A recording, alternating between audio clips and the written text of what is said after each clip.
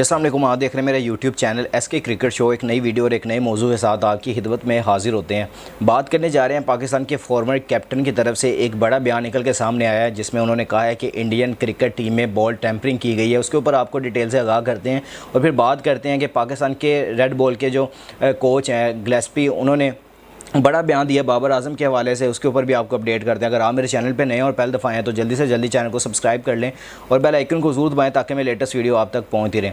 सबसे पहले बात करते हैं पाकिस्तान की तरफ से। आपको पता है कि इस टाइम सारे जो आपके एक्स क्रिकेटर्स हैं T20 वर्ल्ड कप के लिहाज से सारे चैनल्स पे इस टाइम बैठे हुए हैं। कोई चैनल ऐसा नहीं है जिन्होंने अपना इस ट्रांसमिशन को ना चलाया हो कि T20 वर्ल्ड कप चल रहा है। सारे इस पे व्यूअरशिप ले रहे हैं, सारे बातें कर रहे हैं और आपके जो बाकी सारे फॉर्मर क्रिकेटर्स हैं वो भी सारे इस टाइम टीवी चैनल्स पे बैठ के सारे प्लेयर्स के बारे में तबसरे कर रहे हैं, बता रहे हैं कि इस प्लेयर ने ये किया है, इस प्लेयर ने ये किया है। कोई बाबर आजम के ऊपर बात करता है तो कोई किसी पे बात करता है। अब बात आई है, इन्होंने भी थोड़ी सी व्यूअरशिप लेने की कोशिश की है। मैं बात कर रहा हूँ इंजमामुल हक साहब की। उन्होंने बड़ा बयान दिया है इंडिया के हवाले से। इंडिया और ऑस्ट्रेलिया का मैच हुआ है जिसमें ऑस्ट्रेलिया को बुरी शिकस्त मिली थी इंडिया से।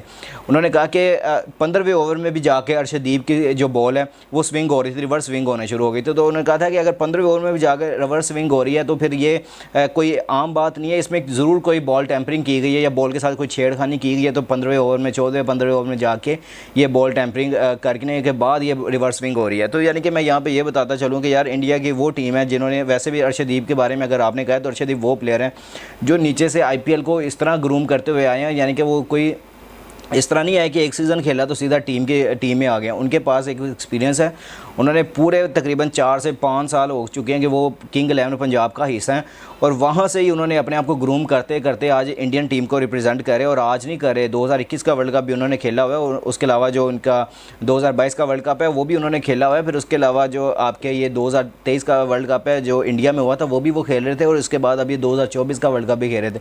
अब उनके पास इतना एक्सपीरियंस है कि उनको पता है कि मैंने किस टाइम कौन सी बॉल करनी है। अगर उनके पास वो नेचुरल अगर है तो आप उसके ऊपर ये नहीं कर सकते। अगर आपके पास कोई ठोस शवाहिद हैं या कोई आपके पास प्रूफ्स हैं तो आप ये वो सोशल मीडिया पे दिखाया करें या टीवी चैनल्स पे वो बैठ के दिखाया करें।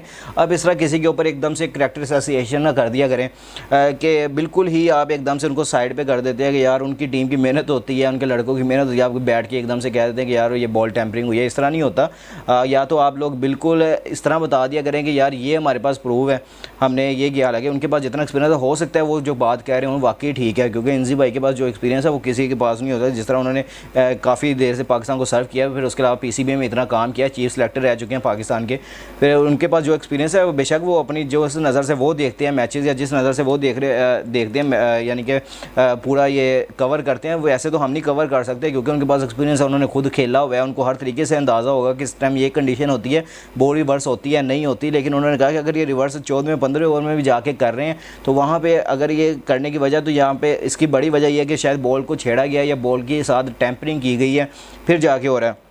और मुझे नहीं लगता ये किसी भी हक़ाइक़ की मुबनी पे कोई उन्होंने ये बयान दिया है। बिल्कुल ही ये मैं कहूँगा कि एक फजूल सा, मैं कहूँगा ऐसे वर्ड यूज़ करते हुए भी मुझे शर्म आ रही है कि मैं इस तरह का वर्ड यूज़ कर रहा हूँ कि ये इस तरह का बयान नहीं देना चाहिए। अगर आपको लगता है कि इस तरह कुछ है, अगर वैसे भी अगर टीम के साथ अगर आप नहीं जुड़े हुए तो आप लोगों को इस तरह का नहीं सोचना चाहिए कि यार वो टैंपरिंग करें या फिर ऑन दे। इतने ज़्यादा कैमरे वहाँ पे लगे होते हैं, ICC कोई एक कैमरा नहीं लगा होता, वहाँ पे तकरीबन 100+ कैमरे लगे होते हैं जो ICC पूरे मैच को कवर कर रहे होते हैं। तो अगर एक कैमरे से वो जान छुड़ा के कुछ कर सकते हैं तो दूसरे कैमरे में पकड़े जाएंगे। चलो दूसरे से छुड़वा लिया, तीसरा, चौथा, 5वां, 6ठा, 7वां, 8वां, यानी कि इतने कैमरे लगे होते हैं तो वो किससे जान छुड़ा के बॉल टैंपरिंग करेंगे उस टाइम।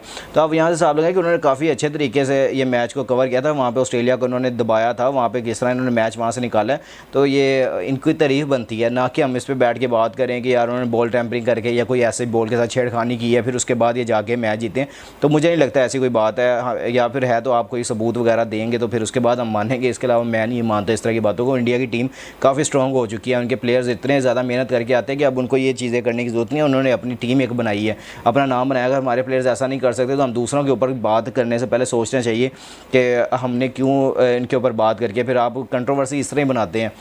और फिर आपके ऊपर जब बात होती है तो फिर आप कहते हैं कि हमारे ऊपर फिर लोग इस तरह के इल्ज़ाम लगाते हैं। आपको पता है पिछले दिनों में इमरान रियाज़ खान साहब, फिर मंसूर अली खान साहब, उनके ऊपर भी काफ़ी ज़्यादा तनकीद हो रही थी। फिर वो भी बात कर रहे थे क्रिकेट के ऊपर, फिर काफ़ी ज़्यादा बात की। फिर दूसरे उठ के कोई कहता है कि USA को बेचा मैच, तो कोई कहता है आयरलैंड को मैच भेज दिया। यानी कि सबूत किसी के पास नहीं है, बस ये एक कैमरा उनके पास है और उनके पास थोड़ी व्यूअरशिप है और उनके पास ये माइक लगा हुआ है, तो जो मर्ज़ी उन्होंने पता है हमने बेच देना यहाँ पे तो हमारी सुनी जाएगी। तो ये बात नहीं होती। आप नीचे जाके कोर्ट पे, अब जिस तरह बाबर आजम ने, शाहीन ने, शाहिद अफरीदी ने आपके ऊपर केस किया ना, आप वो अब जाके भुगतेंगे और जाके बताएंगे उनको कि हमने किस बिना पे मोशर लुकमान साहब के बारे में ख़ास तौर पे उन्होंने जिस तरह के बाबर आजम के ऊपर इल्ज़ाम लगाए हैं।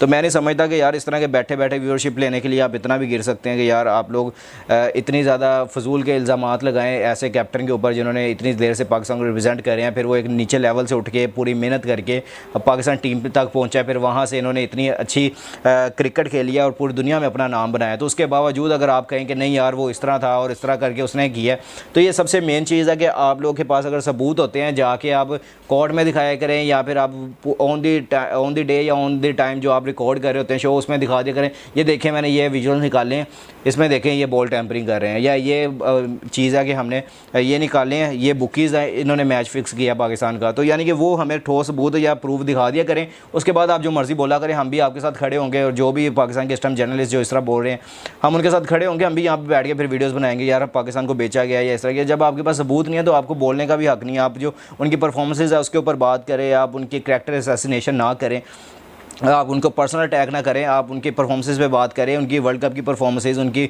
जो उनकी पर्सनल परफॉर्मेंसेस है आप उनके ऊपर बात करें, ना कि आप उनके ऊपर फजूल के इल्ज़ाम लगा के व्यूअरशिप लें। तो ये सबसे बड़ी बात है। अच्छा, इसके अलावा आते हैं अगली खबर के ऊपर जो आपके गैलेक्सी हैं, उन्होंने पाकिस्तान की तरफ से, आपको पता है पाकिस्तान ने आगे अपनी रेड बॉल असाइनमेंट कंप्लीट करनी है, जो पाकिस्तान ने बांग्लादेश के खिलाफ मैच खेलना है। मैच खेलने का मकसद यही है, आपको पता है कि अब वर्ल्ड टेस्ट चैम्पियनशिप का ये हिस्सा है, ये टेस्ट सीरीज़ पूरी बांग्लादेश के खिलाफ, जो कि पाकिस्तान ने इस होम ग्राउंड में अपने खेल रही हैं। पाकिस्तान ने 2 टेस्ट मैचेस बांग्लादेश के खिलाफ खेलने हैं। उसमें जो आपके कोच हैं रेड बॉल के, जैसर गिलेस्पी, उन्होंने बयान दिया बाबर आजम के हवाले से। उन्होंने, यानी कि बयान तो नहीं, अंदर से ऑफिशियल खबर है और अंदर से सोर्सेज भी कंफर्म कर रहे हैं कि उन्होंने कहा कि मैं बाबर आजम को चाहता हूं कि ये टीम का हिस्सा हूं, लेकिन शान मसूद नहीं चाहते। अब ये लड़ाई चल रही है अंदर कि बाबर आजम को चाहते हैं कि टीम का हिस्सा हो इस टेस्ट सीरीज़ में, लेकिन शान मसूद कहते हैं नहीं, उनको बाहर करके उनको रेस्ट पे भेज के, रिजवान को भी रेस्ट पे भेजिए, हमने उनकी जगह पे यंगस्टर्स को चांस देने हैं। लेकिन अगर देखें तो मेरा ख्याल है कि गिलेस्पी जो कह रहे हैं वो कई हद तक ठीक भी है। आपके पास वो बैटिंग लाइनअप में वो डेप्थ नहीं रहेगी।